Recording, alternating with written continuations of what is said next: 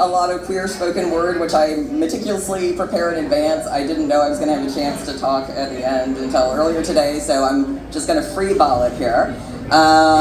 Just out of curiosity, how many people here got to see the Sex Pistols when they played Texas just before they broke up? I think I saw a hand go up, but I can't hear you.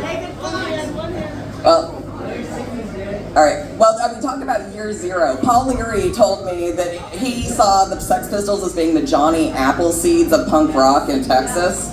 So I just thought that's really cool that we got someone here who was there. I'm also curious, how many people in this room were in or worked on the movie Slacker? Clap, I can't see. Oh well, I have been on a Slacker deep dive lately, so I was just curious. So, all right, so I was born all the way in 1975, and I didn't even get to Austin until all the way in 2004. However, I moved to Austin for the scene that all of you have been describing here tonight, and a lot of those bands were still kicking around, and I got to see them. I got to see Daniel Johnston, Sharon Tate's Baby, Scratch Acid, Punk Cruise, Pocket Fisherman, MDC, the Butthole Surfers. And I'm going to tell the story of how I wound up in Austin, which was because of the Butthole Surfers, and I'm going to tie it into some quick PSAs at the end. So, I lived in Birmingham, Alabama. My friends and I drove to see the Butthole Surfers play Atlanta in 2001 on the Weird Revolution tour. I basically just went up to their merch guy and said, "We'd like to meet the Butthole Surfers," and he said, "Sure, let me take you backstage." We met them, it was that easy, and I found out there that they had a message board that was before social media, so if you wanted to find all the other misfits and weirdos, you'd find the band you liked and they'd have a message board. All of the Butthole Surfers except for Gibby were on the message board, and also people who were on the Trance Syndicate label were on there, so his name was No Cats. It was Bobby Beeman from Stickman with Ray Guns, Richard from Crust, and oh yeah, and I got to see Crust. I left that off the list. But anyway, so yeah, my very first trip to Austin was actually for the Crust reunion show when I was scoping it out. But what really put it on my radar was 2002. The Butthole Surfers played like 5 summer shows, and so another friend and I drove from Birmingham out to New Orleans, Houston, and San Antonio, and I walked up to Gibby after the show and said, "Hey, we're going to see you guys play in San Antonio tomorrow night.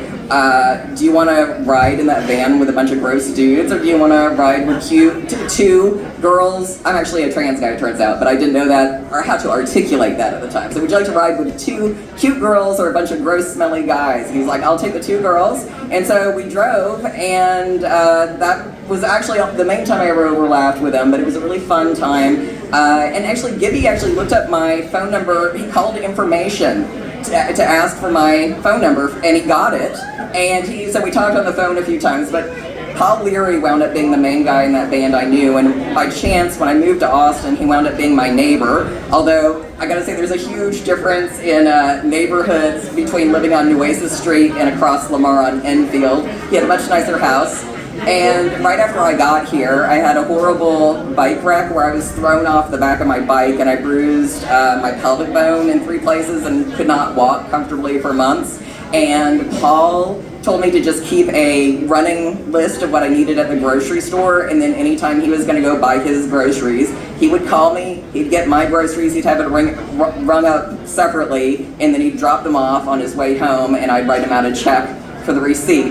And I just want to say what a sweetheart he was, because in particular there was one time where I really like Breyer's mint chocolate chip ice cream, but it's hard to find, and I told him don't worry about it if they don't have it. He drove to 3 different grocery stores trying to find me Breyer's mint chocolate chip ice cream, and that was incredibly sweet.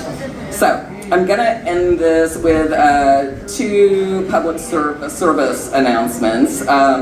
One is that, so I did sort of overlap with Teresa in the Teresa Nervosa 15 to 20 year ago range. I really regret we didn't overlap again more recently.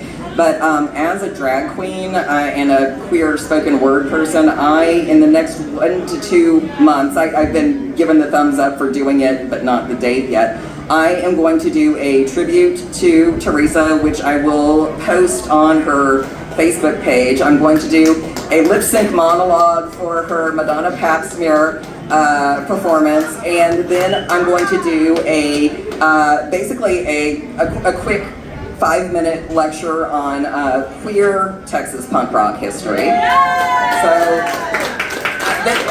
So this will be recorded and it will go on YouTube, but if you want to see it live, I'll probably be doing it. It's probably going to be at the Swan Dive, but I will, like I said, I'll post it. But that leads me to, all of my queer, punk rock, and trans elders who are here, I would love to talk to you tonight. I definitely know some of the more prominent queer performers of the time, but there's a ton of us, we're everywhere. I don't know what I don't know. So I would love to talk to my queer and trans elders who are here tonight.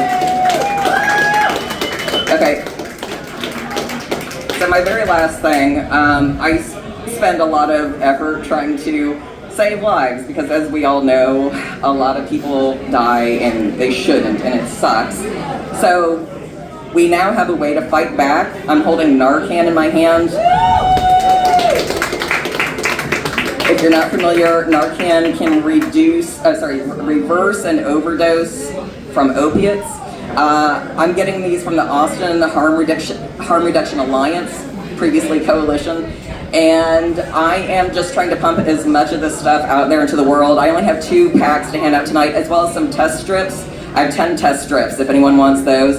Please come up to me afterwards if you would either like what I have on me right now, or if you would be interested in distributing this in our community. Where there is life, there is hope, and I hope you guys will take some harm reduction. Thank you. All right, we got one more quick one. Come on up.